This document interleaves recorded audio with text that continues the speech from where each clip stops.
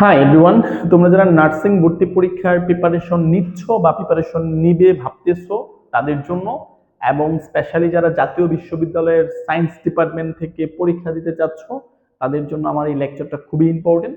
আমি মূলত পদার্থবিজ্ঞানের প্রথম অধ্যায় ভৌত জগৎ ও পরিমাপ এই টপিকটা নিয়ে আজকে তোমাদের সাথে বিস্তারিত কথা বলবো। কেমন? তো আমাদের ভৌত জগৎ ও পরিমাপের মধ্যে এক নম্বরে পরীক্ষাতে আসতে পারে জগৎ কত প্রকার ও কি কি। এমসিকিউ তো আর কি কি বলবে না, প্রশ্ন হবে নিচের মানে জগৎ কত প্রকার। জগৎ হচ্ছে দুই প্রকার, একটা হচ্ছে ভৌত জগৎ, একটা হচ্ছে জীব জগৎ। ভৌত জগৎ মানে হচ্ছে জড় জগৎ আমরা বলতে পারি, মানে যে জগতের মধ্যে প্রাণ নিয়ে কথাবার্তা বলা হয়, মানে জড় যে পদার্থগুলো আছে, হ্যাঁ, যাদের প্রাণ নাই।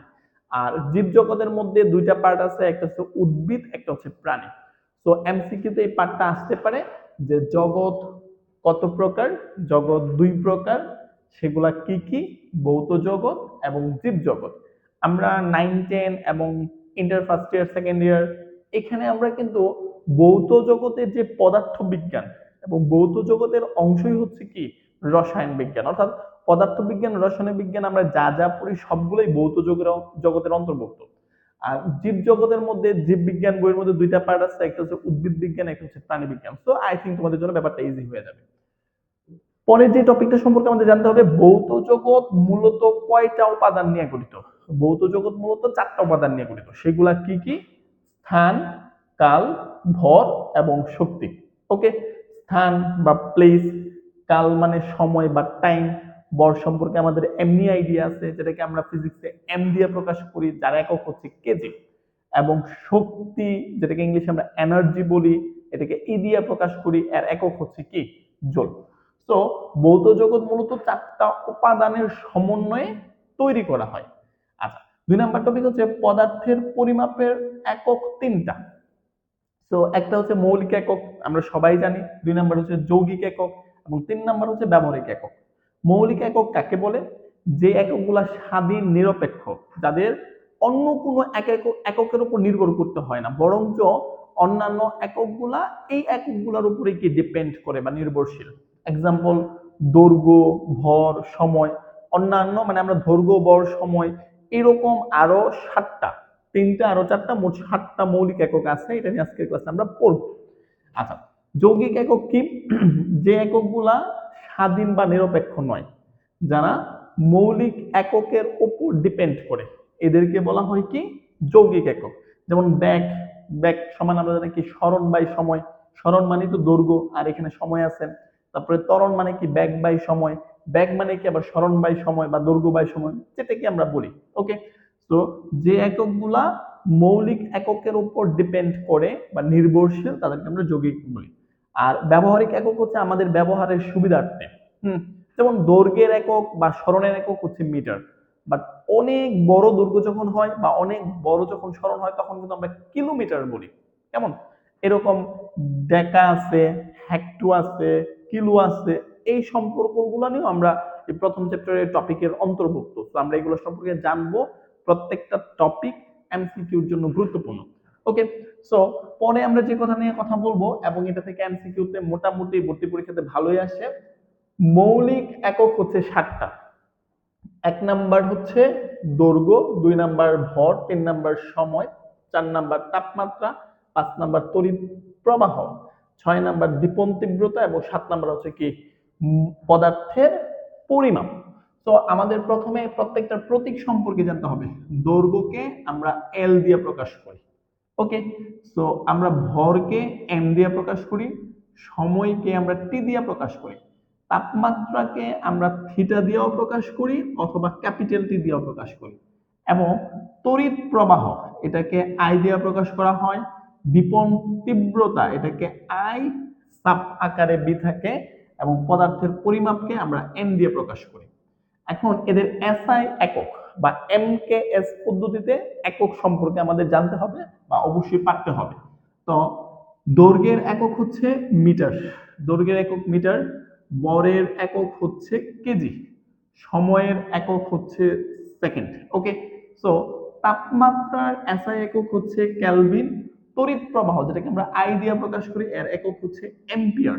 তো তোমরা যদি এটা জানি না থাকো তাহলে বাংলাটা পাশে লিখে রাখবা। হ্যাঁ, এটা হচ্ছে মিটার, এটা হচ্ছে কিলোগ্রাম বা কেজি, এটা হচ্ছে সেকেন্ড, এটা হচ্ছে তাপমাত্রা একক হচ্ছে কেলভিন, কেলভিন, এবং এ দ্বারা অ্যাম্পিয়ার বোঝায়,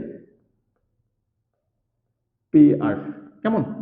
আর দীপন তীব্রতার একক হচ্ছে ক্যান্ডেলা, সি ডি দিয়ে প্রকাশ করা হয়, ক্যান্ডেলা।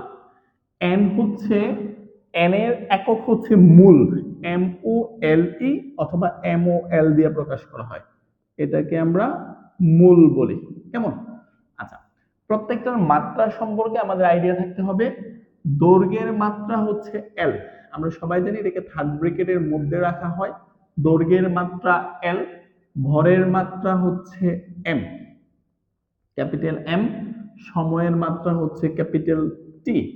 আচ্ছা, পরবর্তীতে হচ্ছে তাপমাত্রা, তাপমাত্রার মাত্রা হচ্ছে থিটা, এটা অনেকে জানে না। তারপর হচ্ছে তড়িৎ প্রবাহ, যেটাকে আমরা আই দিয়ে প্রকাশ করি, এটার মাত্রা ক্যাপিটাল আই। তারপরে দীপন তীব্রতা, যেটাকে আমরা আই বি দ্বারা প্রকাশ করি, তার মাত্রা হচ্ছে জে। আচ্ছা, এবং পদার্থের পরিমাপ, যেটাকে আমরা এন দিয়ে প্রকাশ করি, তার মাত্রা হচ্ছে ক্যাপিটাল এন। এই তিনটা সম্পর্কে, চারটা সম্পর্কে আমরা একটু কম জানি বা আসলে কম ইউজ হয়। মূল কথা হচ্ছে এটা। আপনাদের মৌলিক যে এককগুলো আছে, যে 7টা একক এমসিকিউতে আসতে পারে, মৌলিক একক কয়টি? 3টি, 4টি, 7টি, 8টি, আপনাকে উত্তর দিতে হবে 7টি। অথবা আসতে পারে সময়ের একক কি, সেকেন্ড, দীপন তীব্রতার এককটা কি, মূলের এককটা কি, অথবা এর মাত্রাটা কি। এগুলো খুবই ইজি টাইপের টপিক, বাট নার্সিং ভর্তি পরীক্ষা এবং জাতীয় বিশ্ববিদ্যালয়ের ভর্তি পরীক্ষাগুলোতে এগুলা খুবই কমন একটা কোশ্চেন এবং পরীক্ষাতে অ্যাভেলেবেল পরিমাণে আসে। আমরা এখন লব্ধ বা যৌগিক একক বলতে কি বুঝি সেটা বুঝবো। মৌলিক যে ব্যাপারটা ছিল, মৌলিক মানে যারা স্বাধীন নিরপেক্ষ, যারা অন্য কারো উপর নির্ভরশীল নয়, সেগুলো হচ্ছে মৌলিক। সো লব্ধ বা যৌগিক রাশিটা কি হবে? যে রাশিগুলা স্বাধীন বা নিরপেক্ষ না, যারা এক বা একাধিক মৌলিক রাশির উপর নির্ভরশীল, তাদেরকে আমরা লব্ধ রাশি বা যৌগিক রাশি বলি। লব্ধ যেই কথা, যৌগিক কিন্তু একই কথা, একজনের যেমন দুইটা নাম থাকতে পারে, লব্ধ বা যৌগিক ব্যাপারটা সেম। সো আমাদের কাছে এখন লব্ধ কিছু একক নিয়ে কথা বলতেছে। যেমন প্রথম হচ্ছে ক্ষেত্রফল। ক্ষেত্রফলকে আমরা মূলত এ দিয়ে প্রকাশ করি, ক্ষেত্রফলকে আমরা মূলত এ দিয়ে প্রকাশ করি। সো এটার একক হচ্ছে metre square, that means M square প্রতীকটা। আয়তন, ইংলিশে আমরা ভলিউম বলি, দ্যাটস ওয়াই এটাকে আমরা বি দিয়ে প্রকাশ করি, ভি। এর একক হচ্ছে এম কিউব। দ্রুতি বা বেগ, দুইটার প্রতীক এবং একক সেম, বাট দ্রুতি হচ্ছে একটা স্কেলার রাশি আর বেগ হচ্ছে একটা ভেক্টর রাশি। তোমরা মোটামুটি যারা সায়েন্স নিয়ে পড়াশোনা করছো তারা সবাই ব্যাপারটা জানো যে স্কেলার রাশি কাকে বলে, যে রাশিকে সম্পূর্ণরূপে প্রকাশ করার জন্য শুধু মান দরকার। তো দিক নির্ণয় করার কোনো দরকার নাই, এখানে দ্রুতিটাকে এক্স্যাক্টলি বোঝানোর জন্য আমার মানই যথেষ্ট। বাট ভেক্টর রাশি বা বেগটাকে প্রকাশ করার জন্য মানের সাথে দিকটা ইম্পর্টেন্ট। সো দ্রুতি বা বেগ, অর্থাৎ দ্রুতিতে দিকটা ইম্পর্টেন্ট না, বাট বেগের সাথে, বেগের ক্ষেত্রে মানের সাথে দিক ইম্পর্টেন্ট। তো এটাকে ভি দিয়ে প্রকাশ করা হয়। এই ভি আর এই ভি এর মধ্যে পার্থক্য, এটা ক্যাপিটাল, এটা হচ্ছে স্মল। কেমন? তো দ্রুতি বা বেগের একক হচ্ছে মিটার পার সেকেন্ড। তারপরে ত্বরণ অ্যাক্সিলারেশন, এটাকে আমরা এ দিয়ে প্রকাশ করি, এর একক হচ্ছে মিটার পার সেকেন্ড স্কোয়ার। এটাকে অনেকে এইভাবে লিখে এম এস ইনভার্স টু, দুইটা সেম কথা, এটাকে পড়ি এম এস ইনভার্স টু, আর এটা হচ্ছে মিটার পার, এইটা এই যে টার্মটা এটাকে আমরা পার দিয়ে পড়ি, মিটার পার সেকেন্ড স্কোয়ার। ভরবেগকে মূলত আমরা পি দিয়ে প্রকাশ করি। তো এটার একক হবে, যেহেতু বরের একক হচ্ছে কেজি, বেগের একক হচ্ছে মিটার পার সেকেন্ড, তো ভরবেগের একক হচ্ছে metre per second square, metre per second. কেমন? KG metre per second. বল, ইংলিশে ফোর্স বলি, দ্যাটস ওয়াই এটাকে এফ দিয়ে প্রকাশ করা হয়। এর একক হচ্ছে নিউটন, যেটাকে আমরা এন প্রতীক দিয়ে প্রকাশ করি। কাজ, মানে ওয়ার্ক, দ্যাটস এটাকে ডব্লু, ডব্লু কে আমরা মূলত একক, হচ্ছে ডব্লু, ডব্লু কে আমরা মূলত একক হচ্ছে joule, J O U L E. যাদের প্রতীকগুলো মনে থাকবে না পাশে অবশ্যই বাংলাটা লিখিয়ে রাখবেন বা নিবেন। তো এটা হচ্ছে জুল, আর এটা হচ্ছে নিউটন। কেমন? আর এগুলো তো আমরা বুঝলাম, KG, metre per second, metre per second square, metre per second, ঘনমিটার, মিটার মানে মিটার স্কোয়ার। ক্ষমতা ইংলিশে পাওয়ার বলি, দ্যাটস এটাকে পি দিয়ে প্রকাশ করা হয়। এর একক হচ্ছে watt, W A double T, watt. কেমন? আচ্ছা, তাপ, তাপ মানে টেম্পারেচার, এটাকে আমরা টি দিয়ে প্রকাশ করি। অনেক সময় এটাকে আমরা থিটা দ্বারাও প্রকাশ করে থাকি। তো আমি এখানে টি দ্বারা, একক হচ্ছে তাপের একক হচ্ছে জুল, কাজের এককের মতো তাপের একক হচ্ছে কি জুল। কেমন? আর তাপমাত্রার একক, প্রবলেমটাকে ক্লিয়ার করার জন্য বলতেছি, তাপমাত্রা যেটা ওইটার একক হচ্ছে কেলভিন বা ডিগ্রি সেলসিয়াস অথবা ফারেনহাইট, এসআই একক হচ্ছে কেলভিন। আচ্ছা, তারপরে কম্পাঙ্ক, কম্পাঙ্ককে আমরা ফ্রিকোয়েন্সি এফ দিয়ে প্রকাশ করি, ফ্রিকোয়েন্সি এর একক হচ্ছে H Z, H Z, that means hertz, hertz. Okay. আপেক্ষিক তাপ, আপেক্ষিক তাপকে আমরা থিটা দ্বারা প্রকাশ করি, আপেক্ষিক তাপকে আমরা থিটা দিয়ে প্রকাশ করি, একক হচ্ছে কেলভিন, যেটাকে আমরা কে আপেক্ষিক তাপ, সরি, আমরা এটাকে থিটা দিয়ে প্রকাশ করি, যেহেতু আপেক্ষিক তাপের কথা বলছি তাহলে অবশ্যই এটা কি জুল হবে, জুল। কেমন?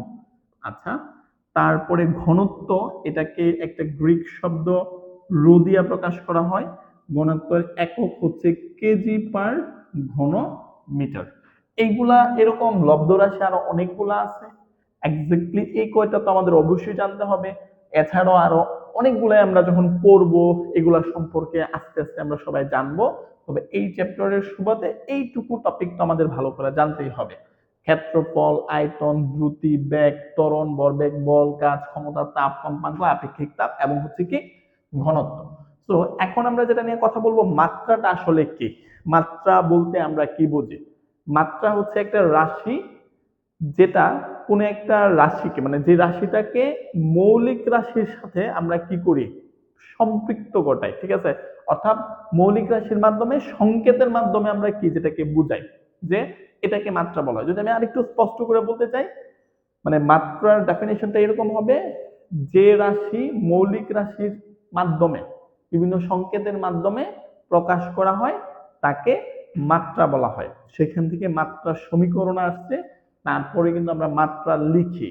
যেমন আমাকে যদি ব্যাগের মাত্রা বলে তাহলে আমি এল টি ইনভার্স 1 দেব। আমি যদি এটা বোঝানোর চেষ্টা করব, তো এখানে আমি যেটা করছি, কাজ, ক্ষমতা, গতিশক্তি, তাপ, টর্ক, বলের ভ্রামক সবার মাত্রা সেম। আমি যে কোনো একটা মাত্রা বোঝানোর চেষ্টা করতেছি। এক্সাম্পল, আমাকে বলা হলো কাজ, কাজ শব্দটা কি?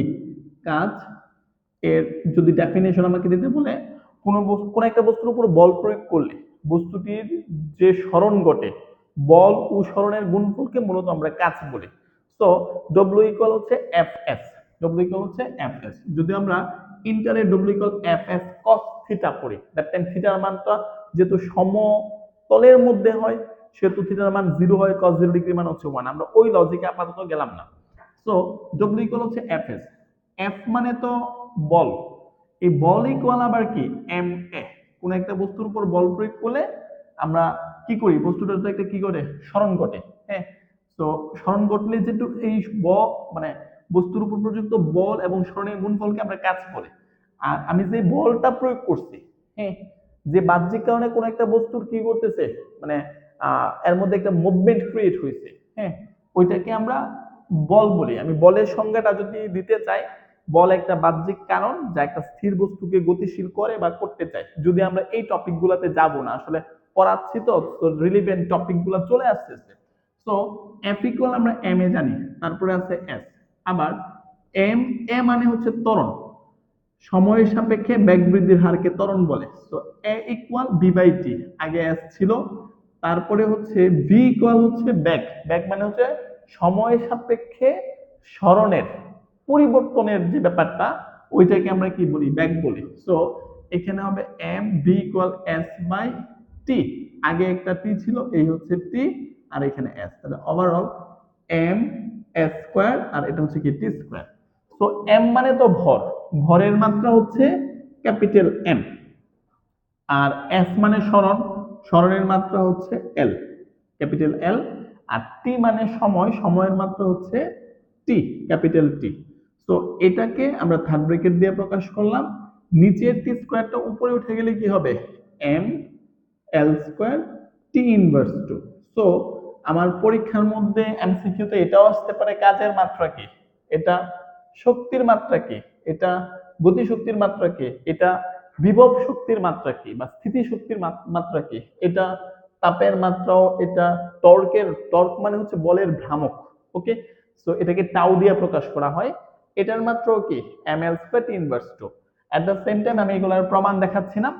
কৌণিক ভরবেগ ও প্লাঙ্কের ধ্রুবকের মাত্রা হচ্ছে M L square T inverse one.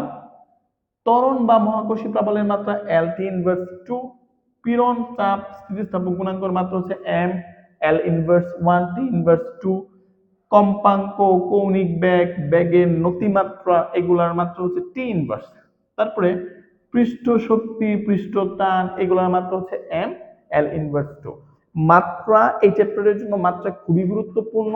আমরা যদি আসলে বের করার টেকনিক বুঝি, যেটা আমি কাজের ক্ষেত্রে বের করে দেখাইছি, তাহলে হয়তো বা পরীক্ষাতে, আমাদের তো অ্যাডমিশন টেস্টের পরীক্ষা তো তার লিখতে বলবে না, শুধু বলবে নিচের কোনটা কাজের মাত্রা। তো আমাদের জানলেই হবে, বাট যদি একটু বুঝে আমরা পড়ি তাহলে এটা আমাদের মানে সাস্টেইন করবে, মনে থাকবে। এখনকার টপিকগুলো আমরা ক্লাস 6, 7, 8 এ মোটামুটি পড়ছি, এটা 9, 10 ইন্টারমিডিয়েট ছিল।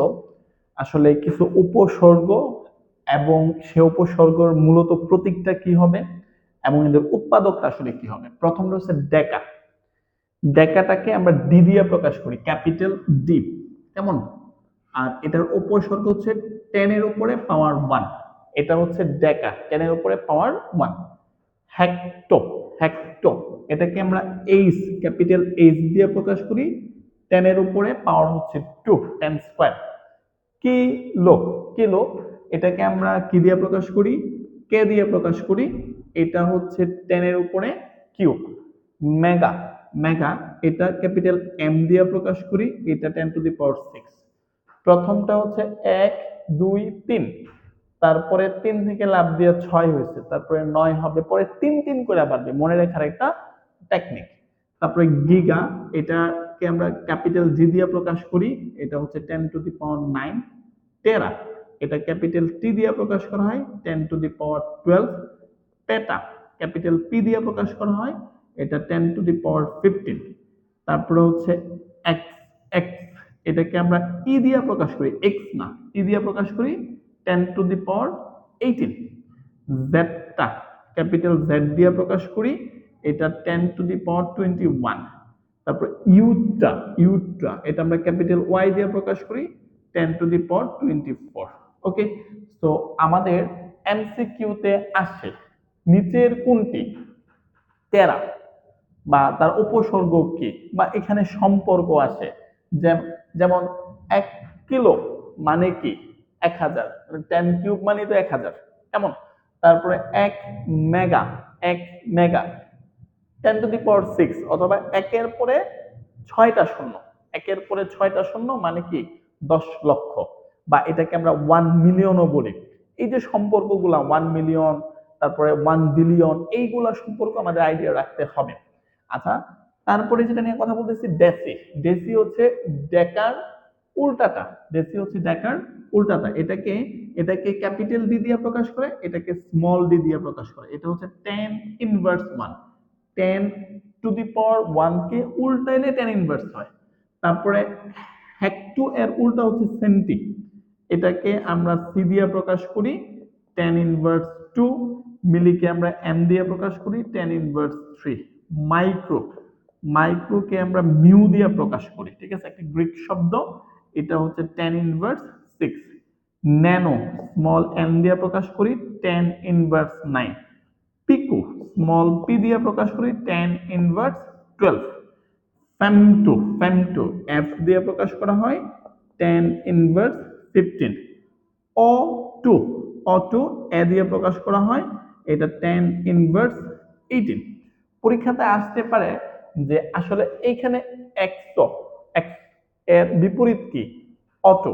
ওকে, তারপরে এটা জেটটা, এটা জেপটো, এটাকে স্মল জেড দিয়ে প্রকাশ করা হয়, 10^21।